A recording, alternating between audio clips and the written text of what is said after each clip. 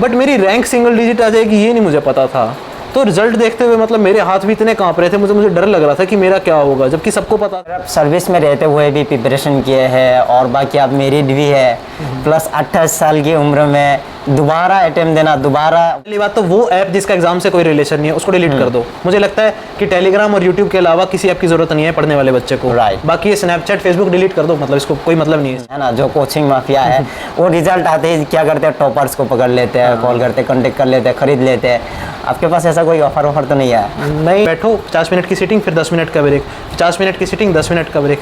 इससे जो बच्चा आज के टाइम पे 5 घंटे पढ़ पा रहा है ना, वो 12-14 घंटे भी पढ़ सकता है। इस टेक्निक बहुत अच्छी है, मतलब ये चीज़ यूज़ करनी चाहिए बच्चों को। नमस्कार दोस्तों, आप लोगों का स्वागत है हमारे यूट्यूब चैनल पर। आज हमारे साथ मौजूद है विकास सर, जिनका इस बार एसएससी सीजीएल 2022 में 7वीं रैंक के साथ चयन हुआ है।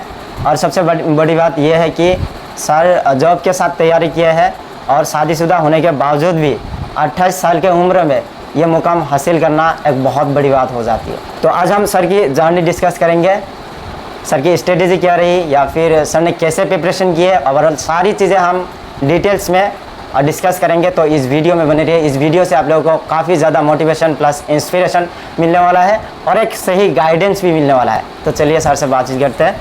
तो सर सबसे पहले तो आपको बहुत बहुत बधाई है इस मुकाम को हासिल करने के लिए। Thank you. ओके सर, सबसे पहले आप थोड़ा सा अपने बारे में बताइए, लाइक आपका नाम क्या है, आप कहाँ से बिलोंग करते हैं, आपका एजुकेशनल क्वालिफिकेशन क्या है? मेरा नाम विकास चाया है, मैं कुरुक्षेत्र हरियाणा से बिलोंग करता हूँ और एजुकेशनल क्वालिफिकेशन में मैंने बीटेक किया हुआ है सिविल इंजीनियरिंग में, दीनबंधु छोटूराम यूनिवर्सिटी मुरथल से। ओके सर, जैसे कि आपने बताया कि इससे पहले ऑफ कैमरा आपने बताया कि आप जो है इससे पहले भी 3-4 बार एसएससी सीजीएल क्रैक कर चुके हैं। तो कब से आप एसएससी सीजीएल की प्रिपरेशन कर रहे थे और कितना टाइम लगभग आपको हो गया? मैंने 2017 से स्टार्ट किया था और बीच में कुछ अटेम्प्ट्स मैंने स्किप कर दिए थे। 17 से स्टार्ट किया था मैंने। जी। तो आप अभी सर्विस में भी है, आपका जो करंट पोस्ट है वो क्या है? अभी मैं करंटली डिपार्टमेंट ऑफ पोस्ट में जूनियर अकाउंटेंट पोस्टेड हूँ, जो कि मैं सीजीएल 2018 से लगा था। ये 2800 ग्रेड पे की पोस्ट है। Okay sir. सर आप सर्विस में रहते हुए भी प्रिपरेशन किए हैं और बाकी आप मेरिट भी है, प्लस 28 साल की उम्र में दोबारा अटेम्प्ट देना, दोबारा वही शुरुआत से शुरू करना, मतलब कैसी रही आपकी जर्नी? देखो, जर्नी हमेशा अच्छी तब रहती है जब डेस्टिनेशन बहुत अच्छी मिल जाए आपको। तो अब तो मैं बोलूँगा जर्नी अच्छी रही, बट स्ट्रगल रहती है। देखो, आपको ऑफिस भी देख जाना है, आपको फैमिली भी देखनी है और आपको ये पता है कि आप 28 साल के हो, आपका कंपटीशन उनके साथ है जो कि 21-22 के बच्चे भी हैं। बिकॉज 21-22 का जो एस्पिरेंट होगा ना, उसका माइंड बहुत शार्प होता है, क्योंकि मेरा माइंड तो ओवर टाइम थोड़ा स्लो होता जाएगा। तो मुझे पता था कि कंपटीशन तो मुझे बहुत मिलने वाला है, बट फिर आपको रियलाइज़ होता है कि चाहे कुछ भी, कितना भी कंपटीशन हो, चाहे कुछ भी हो, मतलब सब कुछ बीट किया जा सकता है। एज बस एक नंबर होता है और आपकी कंडीशन सिर्फ आपका एक्सक्यूज़ होता है और कुछ नहीं होता। तो आप सब चीज़ें बीट कर सकते हो। मतलब अब रिजल्ट के बाद तो मैं ये बात कॉन्फिडेंटली कह सकता हूँ कि हाँ, कुछ भी पॉसिबल है। Okay sir. Sir time management एक बहुत बड़ी इशू हो जाती है, जो फ्रेशर स्टूडेंट्स है उनको भी काफ़ी प्रॉब्लम होता है। लेकिन अब आपके परिवार है, फिर आप जॉब में भी हो, तो कैसे आपने टाइम मैनेज किया, कैसे प्रिपरेशन में टाइम दिया?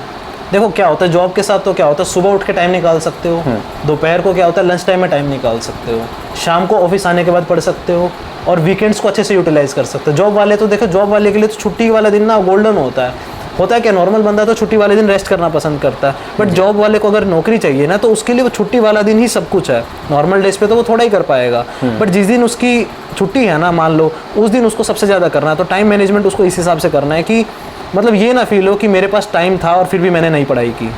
सर आप तो गवर्नमेंट सर्विस में है, जो प्राइवेट सर्विस में, जो प्राइवेट जॉब वगैरह कर रहे हैं, वो कैसे कर सकते हैं? उनका जो शेड्यूल होता है वो तो और भी हेक्टिक हो जाता है। देखो, प्राइवेट वालों के लिए मैं मानता हूँ थोड़ी स्ट्रगल ज़्यादा रहेगी इस चीज़ में। जी जी। But at the end of the day आपको ये देखना है कि आपकी लाइफ का गोल क्या है। बिकॉज आप जो जॉब में सिलेक्शन होगा ना, वो आप अगले 30 साल तक करोगे। अगले 30 साल आपके नाम के पीछे ऑफिसर लग जाएगा। तो ये सबसे बड़ा मोटिवेशन काम करता है। तो चाहे आपकी जॉब कैसी भी खराब हो, कितनी भी आपकी कंडीशन खराब हो, बट अगर आपका मोटिवेशन क्लियर है ना कि मुझे एंड गोल क्या है, मुझे एंड में अपने नाम के पीछे ऑफिसर चाहिए, इंस्पेक्टर चाहिए, तो फिर एक वो मोटिवेशन अंदर से आता है कि मुझे टाइम वेस्ट नहीं करना है, मुझे कैसे ना कैसे करके छुट्टी लेके, टाइम बचा के, बिना घूमे फिरे टाइम निकाल के पढ़ना है। तो फिर वो बंदा कर लेता है। जी सर। अभी बात करें रिजल्ट की, जो दिन थी उस दिन क्या रिएक्शन था, उस दिन क्या माहौल था घर का और पेरेंट्स के क्या रिएक्शन थे? हाँ, रिजल्ट बेसिकली ना रात को आया 10:30 बजे करीब। कोई एक्सपेक्ट नहीं करता कि एसएससी का ऑफिस सैटरडे को रात को 10:30 बजे खुला होगा और मेरे पेरेंट्स सो चुके थे, मैं भी ऑलमोस्ट सोने ही वाला था। बट होता है कि एकदम से फ़ोन बजता है और बहुत सी नोटिफिकेशन आती है टेलीग्राम चैनल पे कि भाई रिजल्ट डिक्लेयर्ड। पहले तो लगता था फेक है, बट सर्च करते हो ना जब आप, तो सर्च करते हुए आपको रियली फील होता है कि नहीं भी चीज़ें ठीक हैं, बहुत लोग सर्च कर रहे होते हैं। तो रिएक्शन ऐसा था मतलब कि मेरे मार्क्स पहले आ चुके थे, तो मुझे पता था कि मुझे पोस्ट अच्छी मिलेगी, बट मेरी रैंक सिंगल डिजिट आ जाएगी ये नहीं मुझे पता था। तो रिजल्ट देखते हुए मतलब मेरे हाथ भी इतने कांप रहे थे, मुझे डर लग रहा था कि मेरा क्या होगा, जबकि सबको पता था कि मतलब मेरे अलावा सबको मेरे पे कॉन्फिडेंस था, ऐसा काम हो गया था रिजल्ट को लेके। बट फिर पेरेंट्स को बताया, मतलब पेरेंट्स भी बहुत ज़्यादा खुश हुए, क्योंकि सिंगल डिजिट देखो कोई एक्सपेक्ट नहीं करता, इतने सारे बच्चे होते हैं, 30-35 लाख बच्चा पेपर देता है जी जी, तो आप एक्सपेक्ट नहीं करते कि आपकी रैंक सिंगल डिजिट आ जाएगी। तो ये मेरे लिए सबसे बड़ी सरप्राइज़ कह लो, अचीवमेंट कह लो। तो उसका रिएक्शन बहुत अच्छा था, मतलब सभी लोग काफ़ी इमोशनल हो गए थे। देखो हो ही जाते हैं, आजकल नौकरी लेना इतना मुश्किल हो गया है, फिर आप नौकरी में भी आप बहुत अच्छा परफॉर्म करो तो वो एक अलग ही फीलिंग होती है। मतलब वो फीलिंग ऐसी फीलिंग है जो कि शेयर नहीं की जा सकती, बट मैंने वो फील की है वो चीज़, मतलब फील कर सकते हो आप वो चीज़ शेयर नहीं की जा सकती। बट इतने सालों और संघर्ष करने के बाद है ना, ड्रीम करने के बाद ड्रीम जॉब मिलती है आपको, तो आपको लगता है कि जो इतने सालों का स्ट्रगल था ना वो हो गया। मतलब अभी आपका जो पोस्ट है वो ASO इन ME हुआ है, ASO in ministry of external affairs. हाँ जी, अच्छा। ओके सर, अभी बात करते हैं जो टॉपर से आजकल जो ट्रेंड चल रहा है मार्केट में है ना, जो कोचिंग माफिया है वो रिजल्ट आते ही क्या करते हैं, टॉपर्स को पकड़ लेते हैं, कॉल करते हैं, कांटेक्ट कर लेते हैं, खरीद लेते हैं। आपके पास ऐसा कोई ऑफर तो नहीं है? नहीं, मतलब एक्चुअली हुआ क्या था, मेरे मार्क्स आए थे ना, मेरे मार्क्स आने के बाद मैं आबाद सर से मैथ्स पढ़ा हूँ, तो मार्क्स आने के बाद ही मेरा आबाद सर के साथ इंटरव्यू आ गया था। तो उस सेंस में जब मैंने, और वहाँ पे मैंने सब कुछ चीज़ें क्लियर कर दी थी ऑलरेडी कि मैंने कहाँ से क्या पढ़ा है। इनफैक्ट मेरा यूट्यूब चैनल भी है, उस पर भी मैंने सब कुछ क्लियर कट बता दिया था कि मैंने यहाँ से ये पढ़ा, इसकी बुक पढ़ी, इससे मैथ्स पढ़ा। तो जब सबको पता है कि मैंने ओपनली सब कुछ बोल दिया है तो मुझे कोई अप्रोच करेगा ही नहीं, मैंने ऑलरेडी अपना स्टैंड ले लिया है। सेम चीज़ टॉपर्स को भी करनी चाहिए, मतलब आपको पता है आप कहाँ से पढ़े, आपने मतलब पहले ही सब कुछ बता दिया, मैंने फ्रीली अपना माइंड, अपने को कुछ किसी से चाहिए ही नहीं। मतलब अब लोग क्या ऑफर करते हैं, पैसा ऑफर करते हैं, चाहिए ही नहीं मुझे नौकरी मिली है ना, नौकरी मुझे पैसा देगी, मैं अपना ईमान क्यों बेचूँ। तो ये चीज़ गलत है, इसलिए मेरा फिक्स था कि मुझे किसी से कुछ नहीं चाहिए, मैं जिससे पढ़ाऊँ मैं उसी का नाम लूँगा। राइट सर, फिर भी आप क्या कहना चाहेंगे इसके बारे में, जो अभी टीचरों ने ये मतलब थोड़ा सा गलत कर रहा है स्टूडेंट्स के साथ? थोड़ा नहीं गलत है, काफ़ी गलत है। होता क्या है, जब आप मतलब होता क्या है इसमें, देखो टॉपर की कुछ % टॉपर की भी गलती है, मतलब आपको अपना स्टैंड लेना चाहिए। आप जिससे पढ़े हो आप उसके साथ गलत कर रहे हो तो ये बेसिकली गलत चीज़ ही है। क्योंकि मान लो अगर मैं कोई मुझे गाड़ी ऑफर कर रहा है और मैंने गाड़ी ले ली, तो ज़िंदगी भर वो गाड़ी मेरे सामने रहेगी और मुझे पता होगा मैंने उसकी क्या कीमत दी है। Same goes with teachers. देखो टीचर्स का क्या है, टीचर्स को एक दायरे में रहना चाहिए हमेशा। टीचर्स के प्रिंसिपल्स होते हैं, असूल होते हैं, क्योंकि वो जो शिक्षक खुद ही गलत हो गया वो बच्चे को क्या सिखाएगा। तो टीचर्स को कभी ये चीज़ें नहीं करनी चाहिए। मतलब कि आप अपना कोर्स बेचना चाह रहे हो इसलिए आप टॉपर्स को खरीद रहे हो, आप एक काम करो ना, आप अपनी इतना अच्छा पढ़ाओ कि बच्चे खुद आपके पास आए। आप अपनी क्वालिटी पे जैसे आपने बता दिया आवाज सर के बारे में, आवाज सर के बारे में जहाँ भी आपने पढ़े थे सारे कुछ आपने बता दिया। सेम चीज़, पैसे खर्च करने की कोई बात ही नहीं है। बच्चे मेरा सुन रहे हैं, बच्चे आवाज सर के पास जाएंगे, क्योंकि मैं जेन्युइनली बोल रहा हूँ कि मैंने उनसे पढ़ा है और उनके पास प्रूफ भी है। नीतू मैडम की भी बुक्स फॉलो की थी। हाँ जी, नीतू मैडम की बुक फॉलो की थी मैंने, वॉल्यूम 1 बुक फॉलो की थी। तो श्रेय देना बनता है। देखो जिससे आप पढ़े हैं, जिसका आपने मटेरियल यूज़ किया है, उसको आपको श्रेय देना चाहिए। कुछ पैसे के लिए, कुछ फेम के लिए कभी गलत नहीं करना चाहिए। क्योंकि नई जो जनरेशन आ रही है ना, आगे के एस्पिरेंट्स, वो आपकी वीडियोस देखते हैं। अगर आपने गलत टीचर गाइड किया तो वो गलत टीचर के पास जाएंगे और वो फिर वो खुद धोखा खाएंगे। मतलब आप बहुत लोगों के साथ गलत करते हो, सिर्फ आप अपने साथ नहीं गलत करते, बहुत लोगों के साथ गलत करते हो। राइट। तो सर अभी बात करते हैं, आपका इसमें मीडियम क्या था जो आपने SSC? इंग्लिश मीडियम था। इंग्लिश मीडियम में था। और ये आपका अटेम्प्ट कौन सा था? ये मेरा 4th अटेम्प्ट था। हाँ जी। तो सर बात करें आपकी स्ट्रेटेजी की, तो थोड़ा सा सब्जेक्ट वाइज स्ट्रेटेजी बता देते हैं, कौन से सब्जेक्ट की कैसे आपने तैयारी की? सबसे पहले मैथ्स की बात करें तो देखो मैथ्स में क्लियर है बिल्कुल, आबाद सर से पढ़ा हूँ। आबाद सर के 2 बैच चलते हैं, स्पार्टन्स और सुपर 100। मैंने सुपर 100 लिया था, ठीक है। उसके अलावा मैंने सर की क्लासेस की ढंग से, उसके अलावा मैंने सिर्फ प्रीवियस ईयर क्वेश्चंस लगाए। देखो SSC के ऐसे एग्जाम्स है जिसके अंदर ना, मतलब हर सब्जेक्ट में प्रीवियस ईयर क्वेश्चंस का बहुत बड़ा इंपॉर्टेंस है, मतलब बहुत ज़्यादा इंपॉर्टेंस है। 70% एग्जाम रिपीट होता है। तो आप कहीं से भी पढ़ो, किसी से भी पढ़ो, अगर आपका प्रीवियस ईयर क्वेश्चन अटेम्प्ट हो पा रहा है तो आप सही डायरेक्शन हो। मतलब SSC में पता करने का सबसे बढ़िया तरीका है कि आप जो पढ़ रहे हो, अगर उससे प्रीवियस ईयर क्वेश्चन 80% 90% हो रहे हैं तो आप सही डायरेक्शन में हो। मैथ्स मैंने आभास सर से किया जी। रीजनिंग में मैंने क्या किया, रीजनिंग में मैंने किसी का कोर्स या बुक नहीं खरीद, मतलब वो नहीं लिया, कोई कोर्स नहीं खरीदा। बेसिकली मैंने क्या किया, मैंने पिछले साल के प्रीलिम्स के क्वेश्चन पेपर उठाए सारे, मैंने सॉल्व किए, 20-25 पेपर सॉल्व किए। उससे मुझे ये पता चल गया कि मान लो मेरा कैलेंडर वीक है या मेरा पजल वीक है, तो मुझे 10 टॉपिक मिल गए कि ये मेरे 10 टॉपिक वीक हैं। मैंने उन 10 टॉपिक की यूट्यूब पे वीडियो देख ली, किसी भी टीचर की देखो, उसके बाद सिर्फ उन टॉपिक्स की PYQ लगाए। रीजनिंग में पूरे PYQ लगाना मैं रिकमेंड नहीं करता, क्योंकि वो चीज़ें मॉक्स में प्रैक्टिस हो जाएंगी। तो रीजनिंग में सिर्फ उन टॉपिक्स की प्रैक्टिस करो जो कि आपके वीक हैं। देन कम्स इंग्लिश में देखो वॉल्यूम 1 नीतू सिंह मैडम की वॉल्यूम 1, कोई कंपैरिजन नहीं है, कोई किताब आसपास ना थी ना है, ना मुझे नहीं लगता होगी आगे के टाइम में भी। बेस्ट बुक है वो बेसिकली।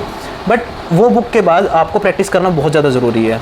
और उसी बुक के साथ ना आपको रीडिंग हैबिट अपनी इंप्रूव करनी पड़ेगी। उसके लिए ना टेलीग्राम पे एक चैनल है इंग्लिश माध्यम करके, वहाँ से मैं पढ़ता था डेली एडिटोरियल। अच्छा, वहाँ से रीडिंग हैबिट डेली, देखो आपकी इंग्लिश कितनी अच्छी हो, डेली एक एडिटोरियल पढ़ना ही पढ़ना, उसको 15 मिनट लगती है, पढ़ो, आदत डाल लो इस चीज़ की आज से ही, ठीक है। अब रह गए जीएस में मैंने लूसेंट की बुक की। लूसेंट बुक को करना थोड़ा सा टफ है, बट वो की जा सकती है। मैंने जो आपको थोड़ी बहुत मतलब सर जीएस के लिए लूसेंट एनफ है क्या? मोर देन इनफ है। मतलब उस किताब में जितनी बार आप उस किताब को पढ़ोगे ना, उतनी बार कुछ नया सीखोगे। उस बुक में इतना भंडार है ना, बट प्रॉब्लम होती है उसको कभी कभार करने में, मतलब कभी कभार डाउटफुल भी हो जाता है। इसलिए मैंने अपने चैनल पे एक वीडियो भी डाली थी कि लूसेंट आपको कैसे पढ़नी है, क्योंकि लूसेंट जो है इतना वॉल्यूम भी नहीं है, बट फैक्ट्स इतने ज्यादा है। मतलब आप लूसेंट एक ऐसी किताब है जिससे आप नोट्स नहीं बना सकते, क्योंकि वो खुद ही नोट्स अपने नोट्स है। राइट। तो लूसेंट किया मैंने स्टैटिक के लिए। उसके अलावा मैंने क्या किया, करंट अफेयर्स के लिए मैंने 6 महीने का करंट अफेयर्स का एक अड्डा 247 का हिंदू रिव्यू का कैप्सूल आता है, वो पढ़ा। उसके बाद एक यूट्यूब पे चैनल है इंडोलॉगस करके, उसकी वीडियो देखी मैंने पूरी करंट अफेयर्स की, उससे रिवीजन हो जाता है। मतलब करंट अफेयर्स कब तक की पढ़नी चाहिए? देखो करंट अफेयर्स ऐसा है, पिछले 6 महीने की तो ढंग से पढ़ो, तसल्ली से पढ़ो। मतलब कि अगर 4 क्वेश्चन आ रहे हैं ना करंट अफेयर्स के, तो 3 तो पिछले 6 महीने में से होंगे, एक ऐसा होगा जो कि 1 साल पुराना मिल जाएगा। तो 6 महीने के तो हिंदू रिव्यू प्लस इंडोलॉगस चैनल करो। और फिर क्या हुआ, आभास सर का ने करंट अफेयर्स का कैप्सूल आता है, तो उसमें 1 साल की दी होती है, मतलब पूरे 1 साल की होती है, तो उसमें 6 महीने का तो रिवीजन हो जाएगा और बचा हुआ 6 महीने भी पढ़ा जाएगा आपका। तो ये 2 चीज़ों का कॉम्बिनेशन आपको बनाना पड़ेगा करंट अफेयर्स के लिए। और नोट्स वगैरह बनाने की जरूरत है नहीं, मुझे लगता है लूसेंट मोर देन इनफ है, उसी को बार बार पढ़ो आप। ओके सर, अभी बात करें अगर मॉक टेस्ट की, तो मॉक टेस्ट का इसमें कितना रोल रहता है और आपने कितने मॉक टेस्ट दिए थे? देखो मॉक टेस्ट का बहुत बड़ा रोल रहता है। मतलब मेरी सिलेक्शन में मैं बोलता हूँ कि मॉक टेस्ट का बहुत ज़्यादा रोल रहा, क्योंकि होता क्या है, आप पढ़ते जा रहे हो, आपको पता नहीं कि आप कितने पानी में हो या आप गलत तो नहीं पढ़ रहे हो। तो मैंने 2 मॉक टेस्ट खरीदे, एक टेक्स्ट बुक का मॉक खरीदा, एक ऑलिव बोर्ड का लाइव मॉक आता है हर हफ्ते वीकेंड पे, फ्री होता है वो हर वीकेंड पे। अच्छा। मैंने ये दिया है, रेगुलर दिया है। इनफैक्ट इस बार भी मैंने प्रीलिम्स के लिए शेड्यूल बनाया था एक मॉक का, वो मैंने डाल दिया था अपने टेलीग्राम चैनल पर। तो मॉक टेस्ट का क्या बड़ा रोल है, आप मॉक देते हो, मॉक के बाद आपका स्कोर आता है। बच्चे ना स्कोर देखते रहते हैं, स्कोर नहीं देखना होता, गलतियां देखनी होती हैं आपको ये देखना है कि आप किस पार्ट में लैग करते हो, मैथ में ज़्यादा लैग करते हो। आपको ना हर मॉक के बाद एनालिसिस करना है। मॉक एनालिसिस बहुत ज़्यादा इंपॉर्टेंट है कि कहाँ कमी, और अपनी कमियों पे काम नहीं करोगे तब तक सुधार नहीं होगा। मतलब बच्चे देखते रहते हैं इसमें भी 100 आए, अगले में भी 100, अगले में भी 100। देखो इंप्रूव नहीं हो करोगे जब तक आप अपनी कमियों पे काम नहीं करोगे। आपको देखना पड़ेगा जो 100 नंबर कटे हैं वो कहाँ कटे हैं, उसको नोट डाउन करो, उन चैप्टर्स को करो, रिवीजन करो और प्रैक्टिस करो। सो सर, अभी जो इस बार प्रीलिम्स आने वाला है 2023 में, जो भी बच्चे प्रीलिम्स में बैठ रहे हैं एसएससी सीजीएल के, उनके लिए आप क्या कहना चाहेंगे? वो कैसे प्रिपरेशन करें या फिर इन दिनों में कैसे वो रिवीजन करें? देखो इन दिनों में गलती मत करना, नई किताब मत खरीद के लाना। जो कर रहे हो उसको ढंग से करो, रिवीजन करो। 2 चीज़ों को पैरेलल चलाओ, रिवीजन को और मॉक्स को। मॉक का शेड्यूल आपको मिल जाएगा टेलीग्राम पे, और मॉक्स का एनालिसिस बहुत ज़्यादा इंपॉर्टेंट है, ठीक है। जहाँ पे कमी आ रही है ना, उस कमी पे काम करना शुरू करो। मतलब जितनी गलतियाँ करनी है ना यहाँ कर लो, एग्जाम में मत करना। जितनी गलतियाँ करनी है मॉक्स में करो। मैं चाहता हूँ मॉक्स में जितनी ज़्यादा गलतियाँ उतना अच्छा है, ताकि एग्जाम में गलती ना हो। तो यही चीज़ है कि मॉक्स लगाओ, वहाँ से गलती पकड़ो, उस पर काम करो, और पैरेलल अपनी रिवीजन को रेगुलर रखो। अच्छा सर, एक क्वेश्चन आ रहा है। आजकल जो बच्चे हैं ना, सोशल मीडिया से काफ़ी ज़्यादा डिस्ट्रैक्टेड है, ये कह सकते हो कि एडिक्शन बहुत ज़्यादा है सोशल मीडिया। आजकल रील्स का ज़माना है। मान लो आप 1 घंटा पढ़ लिया, फिर मोबाइल टेबल पे ही रखा रहता है, फिर कुछ ना कुछ देखने लग जाते हैं। तो इन चीज़ों को मतलब कैसे दूर करें, कैसे इनसे बचें? देखो सोशल मीडिया ऐप्स बहुत सारी हैं जी। सबसे पहली बात तो वो ऐप जिसका एग्जाम से कोई रिलेशन नहीं है उसको डिलीट कर दो। मुझे लगता है कि टेलीग्राम और यूट्यूब के अलावा किसी ऐप की जरूरत नहीं है पढ़ने वाले बच्चे को। बाकी ये स्नैपचैट, फेसबुक डिलीट कर दो, मतलब इसको कोई मतलब नहीं है इस चीज़ का। टेलीग्राम और यूट्यूब, इन दोनों की नोटिफिकेशन ऑफ कर दो, सबसे बड़ी बात है। और जब पढ़ रहे हो ना तो फ़ोन को दूसरे रूम में रख के आया करो, ताकि तुम्हें ऐसा ना लगे कि भाई फ़ोन उठाने की जल्दी हो, फिर कुर्सी से उठ के जाना पड़ेगा। और एक टेक्निक होती है जिसको बोलते हैं पोमोडोरो टेक्निक, मतलब मैंने वो डिटेल में बताई थी अपने चैनल पे। वो टेक्निक यूज़ करनी चाहिए पढ़ने के लिए। उसमें क्या होता है, 50 मिनट बैठो, 50 मिनट की सीटिंग, फिर 10 मिनट का ब्रेक, 50 मिनट की सीटिंग, 10 मिनट का ब्रेक। इससे जो बच्चा आज के टाइम पे 5 घंटे पढ़ पा रहा है ना, वो 12-14 घंटे भी पढ़ सकता है। इस टेक्निक बहुत अच्छी है, मतलब ये चीज़ यूज़ करनी चाहिए बच्चों को। मैंने ये यूज़ किया है। क्या करना पड़ेगा सर, ये क्या टेक्निक बताएगा? इसकी एक्चुअली जापानीज टेक्निक है, पोमोडोरो बोलते हैं इसको। इसमें होता क्या है कि हम लगातार 4 घंटे बैठ के नहीं पढ़ेंगे। हम क्या करेंगे, 50 मिनट की एक सीटिंग देंगे, फिर 10 मिनट का एक ब्रेक देंगे जिसमें मोबाइल फ़ोन नहीं यूज़ करेंगे। नॉन गैजेट ब्रेक होता है वो। उसमें हम आँख बंद करके लेट जाएंगे या कुछ फ्रेश हो लेंगे, फ्रूट खाएंगे, घूम लेंगे, वॉकिंग करेंगे, ताकि सर्वाइकल वगैरह की प्रॉब्लम ना हो, थोड़ा स्ट्रेचिंग कर लेंगे। फिर आ जाओ 50 minute, 10 minute, 50 minute, 10 minute, 50 minute, 10 minute. इससे क्या होता है, थकान नहीं होती। ऐसे ऐसे का ना 4 सेशन लगा लिए 50 मिनट, 10 मिनट के। फिर उसके बाद 2-3 घंटे का बढ़िया सा ब्रेक लो, सो जाओ, खाओ पियो आराम से, फिर आ जाओ। फिर ऐसे 50 मिनट, 10 मिनट का एक और साइकिल लगाया, फिर सो जाओ, फिर 50 मिनट। मैं ऐसे करता था। मतलब इससे मेरा ना जो आउटपुट है ना वो काफ़ी मैनीफोल्ड इंक्रीज़ हो गया था। ये टेक्निक बहुत अच्छी रहती है मतलब यूज़ करने के लिए। Okay sir.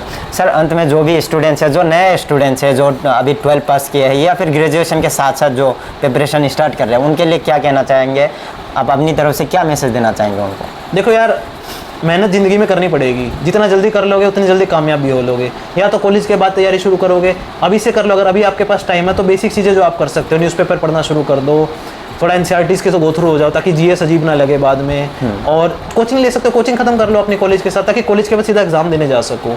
तो अगर जो कॉलेज में है उनको तो मैं चाहता हूँ, इतना टाइम होता है कि तुम अभी सारी तैयारी खत्म करके रख सकते हो। बस वेट करो, कॉलेज खत्म हो, एग्जाम दो और अपना नौकरी लो आराम से। राइट। चलिए सर, आपको बहुत बहुत धन्यवाद आपकी कीमती टाइम हमें देने के लिए और स्टूडेंट्स को थोड़ा गाइडेंस करने के लिए। तो दोस्तों, इस वीडियो को यहाँ तक देखने के लिए आपको बहुत बहुत धन्यवाद। उम्मीद करते हैं इस वीडियो से आपको कुछ ना कुछ सीखने को मिलेगा, कुछ ना कुछ आपको मोटिवेशन मिला होगा। तो ऐसे ही और भी टॉपर्स के साथ हम टॉपर्स टॉक करते रहेंगे। जुड़े रहिए हमारे साथ। इस वीडियो को लाइक करें, शेयर कीजिए अपने दोस्तों के साथ और सब्सक्राइब भी कीजिए the student saviour YouTube channel को। इस वीडियो में इतना ही, हम मिलेंगे एक नया वीडियो में। तब तक के लिए बाय बाय। जय हिंद, जय भारत।